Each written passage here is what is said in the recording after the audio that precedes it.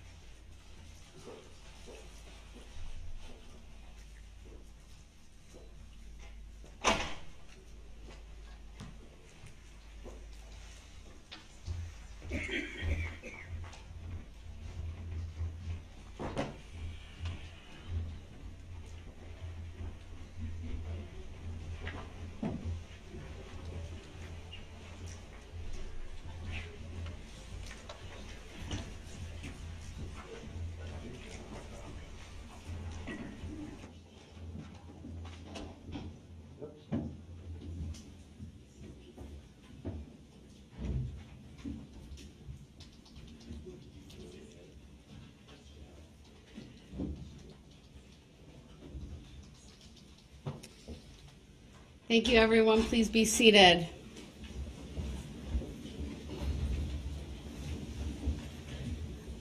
When we unexpectedly broke prior to the lunch hour, Mr. Knapp was on the witness stand and he was being cross-examined. Sir, you may continue.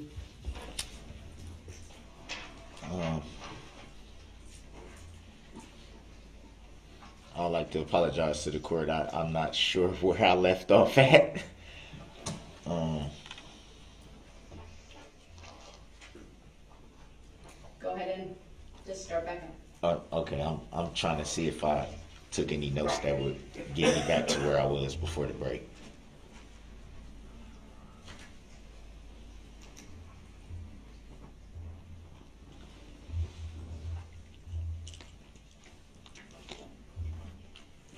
Do you recall making or being interviewed by law enforcement in the days following the incident? I was. Do you recall what date that was? I believe it would have been the 23rd. My daughter was released from the hospital after a stay overnight, which would have been the 22nd, and I believe it was the 23rd. I could be mistaken on that. Do you recall if that was just to make arrangements for the interview at that time? The recollection I have was actually being questioned about the incident. You don't recall making arrangements to be interviewed and then approximately 4 or 5 days after that actually being interviewed? Again, I don't recall the exact date. In my mind, it was the day after we got home from the hospital. And yes, arrangements were made to meet with a detective. Do you recall being interviewed on November 29th of 2021? Again, I don't recall the exact date.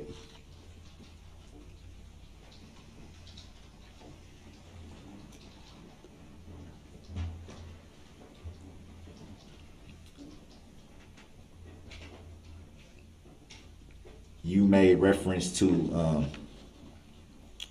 Clinton Street being a cross street that was close by. Would that be fair to say? That is correct. Do you recall if Clinton Street had any barricades?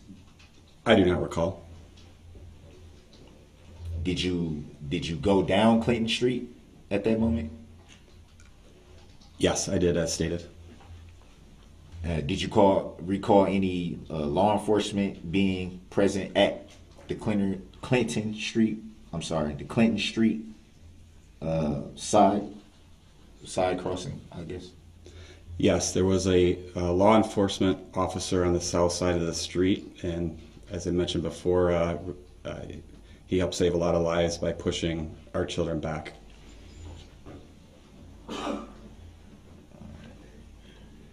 Appreciate the extra commentary.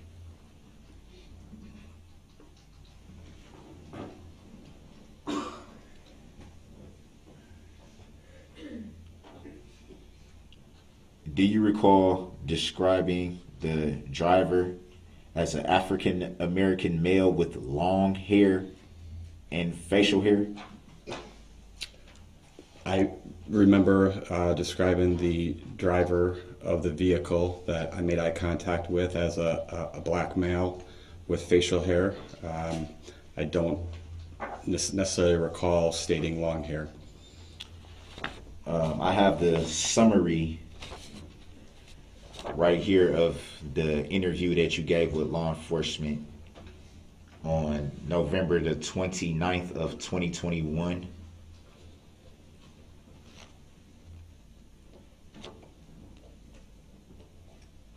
And reading from that summary. Your Honor, I'm going to object.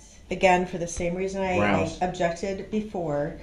This is in a statement or a supplement by Detective Jeff Adent, A-D-E-N-T, from the Waukesha County Sheriff's Department, in which he met up with this witness. This witness provided information to the detective. I understand. I don't need the full Okay. explanation. I'll just sustain the objection as to the form of the question. I know you didn't fully get it out, but I think I know where you were going, so please rephrase. Would the reference to the statement that I referred to about the long hair, if I was able to show you, would it bring any recollection of what you may have said during that interview? No, if I stated it at that time, then that was my recollection at that time. 11 months later, my recollection of the statement is that I made eye contact. I'm not referring to that statement. I'm referring to the statement that reads David, or yes, or wait, let me back up.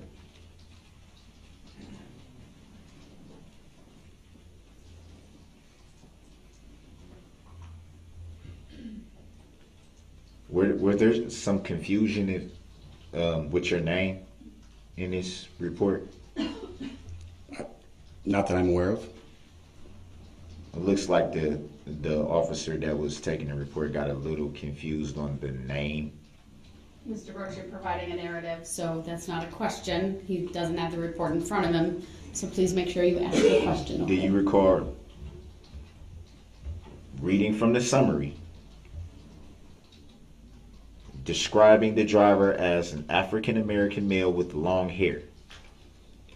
As stated, as I sit today, I remember describing the driver as a black male with facial hair and very wide eyes. If I stated that at the time, that was my recollection at the time. As I sit here today, I cannot state that I recall having or seeing long hair. Would it be fair to say that what I'm reading from is accurate statements made by you to the law enforcement officer? Objection. For the same reason I mentioned. There's a lack of foundation as to the question, so I'll sustain it, and if you are able to rephrase, please. Can I show the witness his statements? Maybe that may bring some recollection back of what was said in the interview. I'll allow it. If you would give the statement to the bailiff, who can then give it to the state. I don't know if you have it electronically or if we want to use the document camera. I have it in front of me. All right. Is it connected to the... It can just be given to the witness. Again, I'm going to object. If he's using it to refresh recollection, that's fine, but this witness says it does not refresh his recollection. I'm objecting to any questions after. I understand. Okay. Right. I object to that because... Hold on. Let's show. You've asked that it be shown to the witness. It will be shown to the witness. Is there a particular paragraph you want to direct his attention to, Mr. Brooks? The paragraph that I referred to when he stated that the driver was an African American male with long hair. All right. So, sir, just take a moment to review that When you're done reviewing it, turn it over, and then Mr. Brooks will ask you some follow-up questions. For the record, I don't consent to being called that name, Your Honor. For the record, I'm third party to the matter, Your Honor.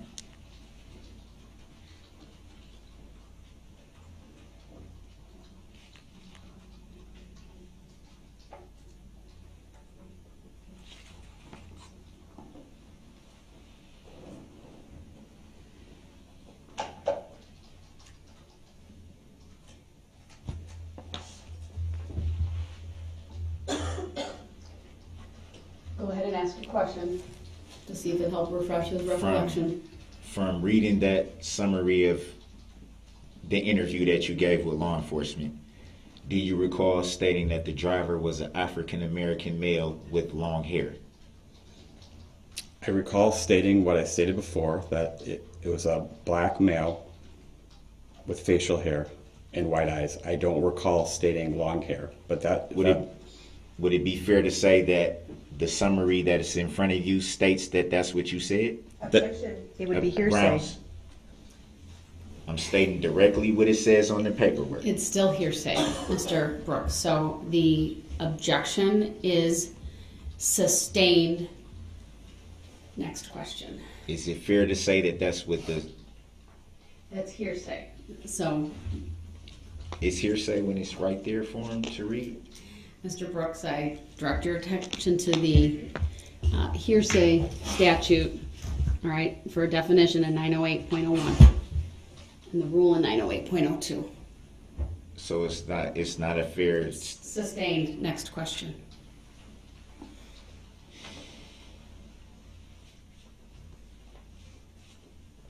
Do you recall if the driver had hair? Any hair whatsoever? I recall seeing facial hair. Any hair on their head? I don't recall at the moment, as we sit today, picturing exactly that if I saw hair or if I didn't. Any reason why you wouldn't be able to see the driver's head? My eyes were locked on a vehicle that was driving at a high rate of speed with the person driving the vehicle's eyes extremely wide. And then at that moment, my full attention went to my children where that vehicle was driving at a very high rate of speed. So it would be fair to say that because you keep making reference to the eyes, so would it be fair to say then that because you were so fixated on the eyes that it would be hard to tell any other features of the driver? I'm stating what I saw: wide eyes, black male, facial hair. Would it being so fixated on the eyes, would that in any way make it hard for you to see any other facial description? I'm not sure the definition, your definition of hard. I'm stating what I saw.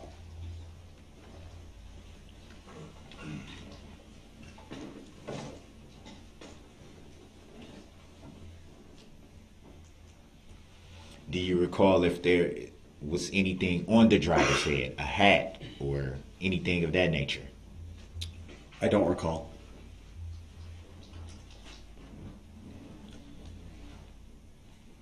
You stated that it was an African American male. Do you recall a skin complexion? I do. Was it a dark skin complexion? It was.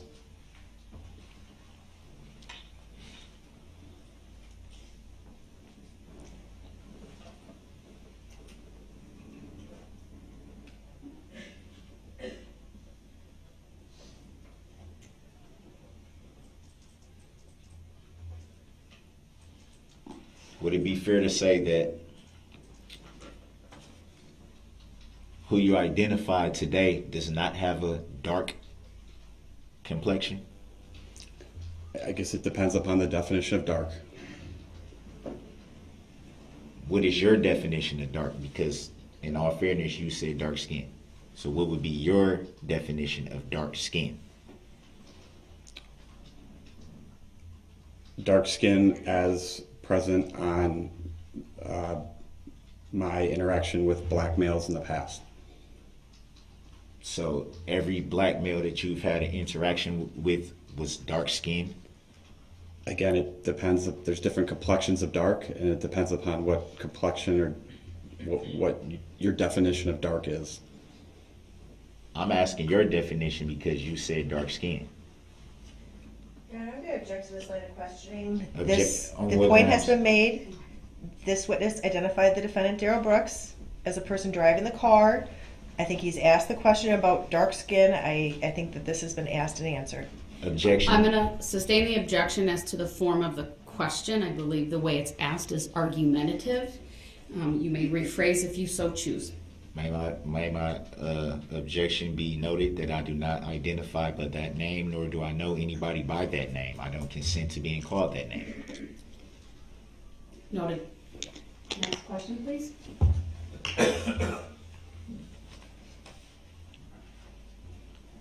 Have you ever had any other interactions with any black males that were not considered dark-skinned by your definition? I don't understand your question. Have you had any previous interactions with African Americans that were not dark-skinned? Objection to relevance. Grounds. Overruled. It relates to his identification. He may answer. As stated before,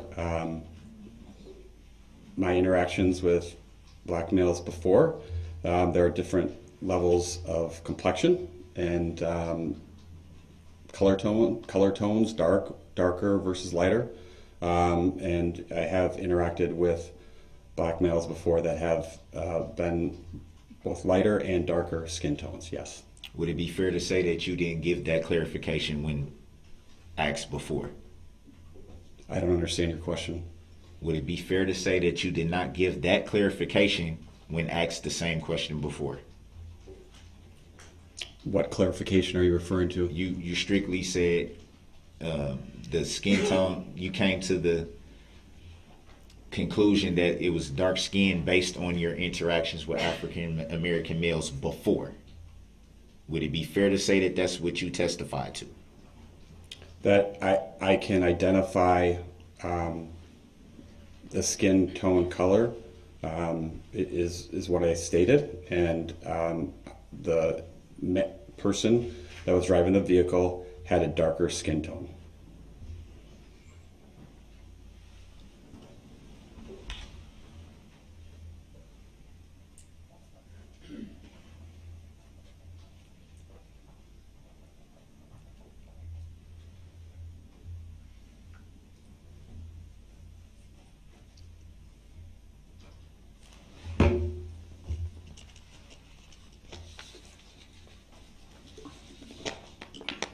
May I have that paperback that he has? I might have a question from the chat.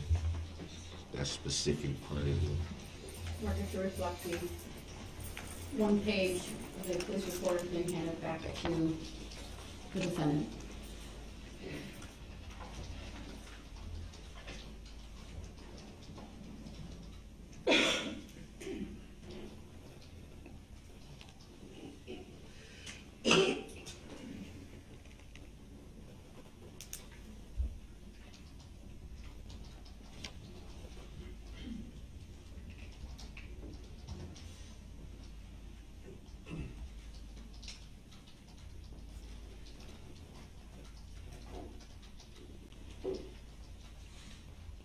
From your recollection of the interview with law enforcement,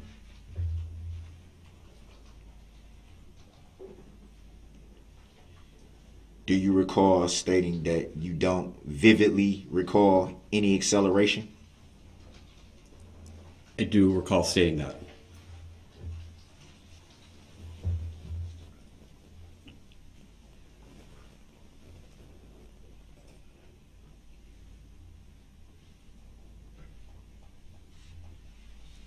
And just for clarification for the record, you did not see the vehicle strike anyone once it was past your location.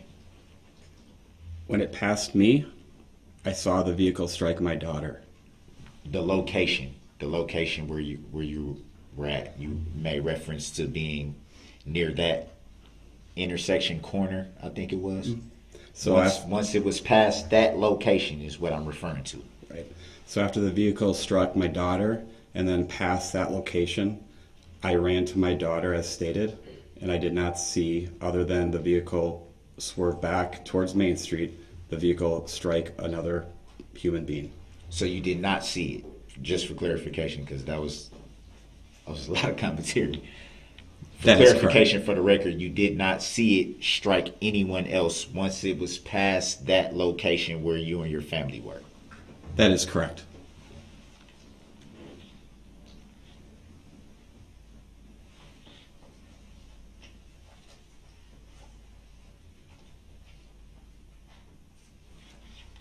No further questions. Any redirect? All right, thank you. Sir, you may step down.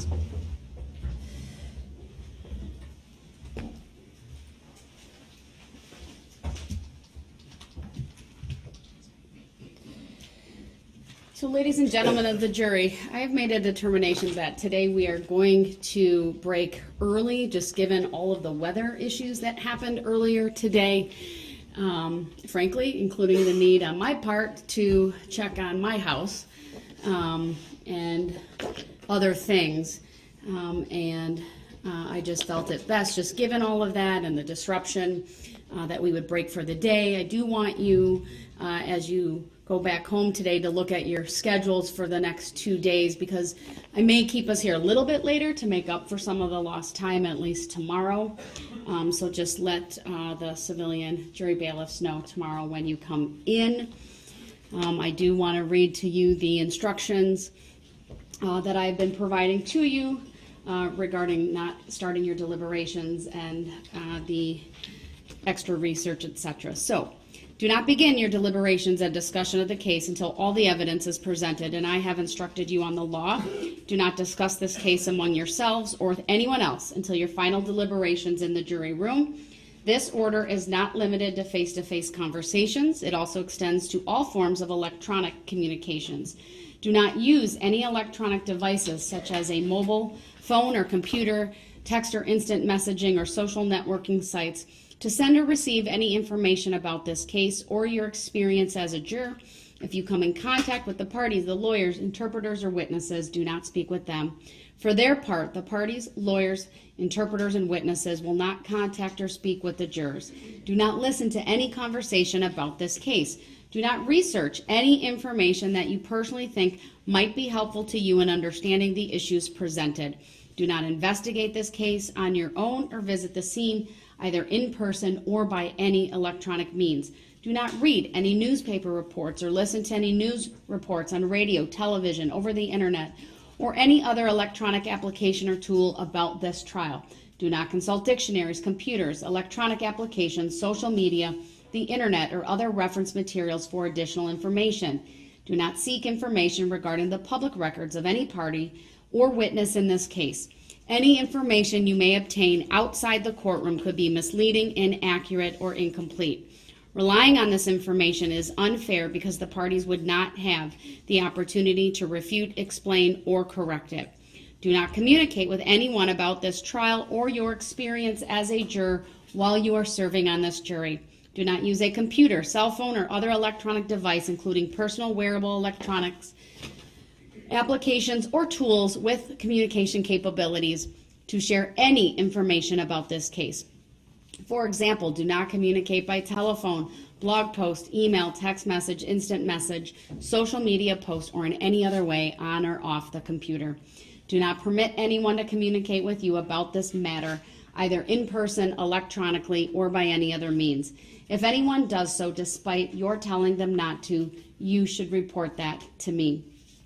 I appreciate that it is tempting when you go home to discuss this case with another member of your household, but you may not do so.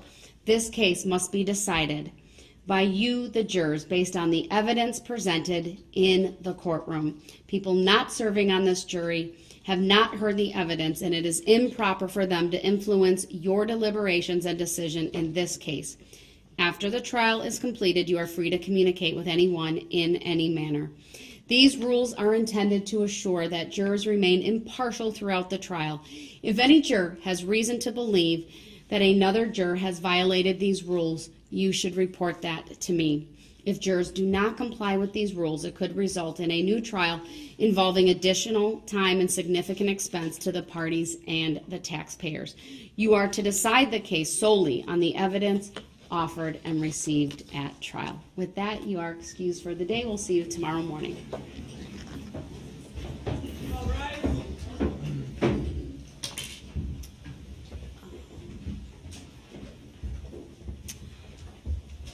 Michael?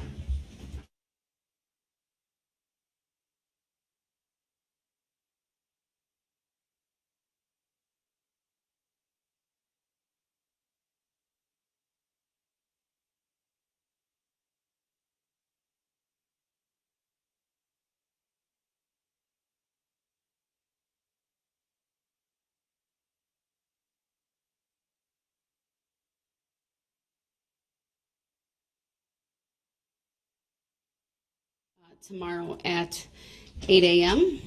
I'm going to check with the jurors, and if anything changes, we'll let the parties know. But otherwise, plan on being here at 8 a.m. tomorrow. Will there be an interpreter? Would we be calling? I won't know. We'll do that off the record. I don't know if Dawn Maldonado stayed or not, but if not, we'll contact her and we'll be in touch with you very quickly so that we can tell you if that witness needs to come back tomorrow or another day, because it might not be her. They could turn to one of our other interpreters. Okay. All right. Thank you, everyone. We are in recess.